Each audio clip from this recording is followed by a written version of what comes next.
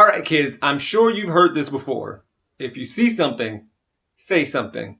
This slogan was written by a man named Alan Kay. He said he wanted to help prevent another disaster and to do something positive in the aftermath of the attacks on 9/11. That phrase took off, and it was seen and heard everywhere, and was even adopted by the Department of Homeland Security in an effort to encourage ordinary citizens to play more of an active role in helping to detect terrorism across the nation that could occur in our cities, neighborhoods, and our own backyards. We could talk about whether it was effective and how much it actually helped, but earlier this year, Black Lives Matter attempted to co-opt this phrase, but not in terms of surveillance or terrorism, but for people to look out for the well-being and needs of others. You know, after the death of George Floyd, there was what I thought of as an awakening. Even though what happened to him wasn't in many of our backyards, people's eyes were opening all across the country. You could tell that they saw something because they said something. Companies like Uber and Chase Bank made grand statements, even though companies like this have been caught up in the past for being racist themselves. My employer took initiatives, adding meetings, talks, panels, books, and resources to the stand against racism that they had already made and established before what happened to George Floyd. But when it came to making a statement about what happened to George Floyd and the state of our country thereafter, the company that I work for, and I will not name, was slow to say something. And I was frustrated, but I recognized that a big company needs to be cautious and considerate with these types of things. So, okay. Anyway, in participating with some of these anti-racism allyship initiatives that are included during the workday, in the beginning, I felt it necessary to include myself into the discussion because I am like one of maybe 3 black dudes in my entire building and few in the entire company with a voice. Statistically, I know I'm the only black man many of these people come in contact with day to day. Add that to the fact that things don't become real to people unless it hits close to home for them. So I reminded them more than once that what they had been seeing on TV and the news when it comes to black lives and police brutality could be me. And if they waited till it reaches their backyards to speak out about these matters, it would be too late. On Friday, December 4th, Casey Goodson Jr. was murdered by Franklin County Sheriff's Office Deputy Jason Meade. We'll go into details in a minute, but they aren't clear. I waited for my employer to say something. Actually, it's been a week and still not much. Yes, there were emails and a few things here and there, but nothing major speaking out against law enforcement like, say, what Uber or Chase did against racism. Especially nothing from leadership and those placed in positions of power and influence for which, the higher you go, the less black people you see. They probably don't even need the police in neighborhoods where they live.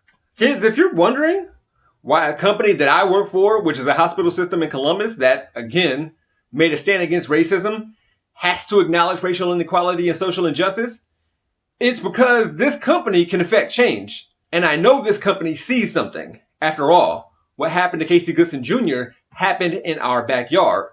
So now I have to speculate on why they haven't said something. And I'm trying to give them the benefit of the doubt. Is Casey Goodson Jr.'s murder not a part of their stance? Are we wondering if Casey Goodson Jr. had a criminal history? Are we waiting for the investigation to say whether or not the shooting was justified? Why did this company, and a lot of other companies, speak out about George Floyd and not Casey Goodson Jr.? What's the difference? Now that I think about it, what made America have such a visceral reaction to the murder of George Floyd, which led to so many people in places saying something, was because we could literally see it. We saw this man get killed. But the only reason why we haven't seen footage of Casey Goodson Jr. being murdered is because SWAT does not wear body cameras. Jason Meade's testimony thus far has been inconsistent and iffy at best, but only law enforcement gets the benefit of the doubt. I made a video about this topic which included the Columbus Police Department, and I didn't mention that they had paid out $475,000 in taxpayer money to an ex-officer due to racial discrimination that he was the victim of while on the force. The offending officer only got a written reprimand. With that being said, have we looked into Jason Meade's history? So the company I work for is reluctant to call out the police. And while lamenting and trying to figure out why, the 2-year anniversary of the murder of Julius Tate occurred. Now, Julius Tate was committing a crime at the time of his death, according to police report. He pulled a gun out on an officer during a sting operation where another officer shot and killed Julius Tate at that time. So when compared to Casey Goodson Jr., 2 different people, 2 different histories, 2 different scenarios, same results, same skin color.